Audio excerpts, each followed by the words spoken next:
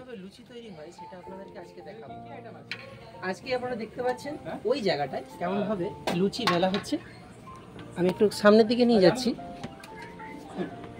দক্ষ কারিগর তার দক্ষ হাতে খুব তাড়াতাড়ি অনেকগুলো লুচি একসাথে বেলে দিচ্ছেন আর বেলে এই পাত্রে রাখছেন, আর এখান থেকেই লুচি লাফিয়ে লাফিয়ে কড়াই পড়ছে লুচিগুলো আর ফুলে উঠছে নিজের আকারে।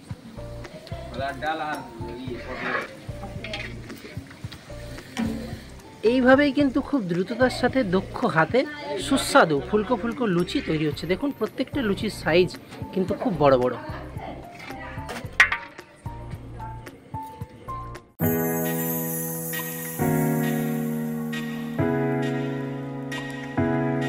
খুব গরম আর লুচিটার সাইজ দেখেছেন খুব বড়। এবার আমি হালকা করে এটাকে ছিঁড়ে নিই। খুব সফট লাগছে হাতে দেখে। এবার মুখে পুড়লেই তার স্বাদটা আমি বুঝতে পারবো। দারুণ, অসাধারণ।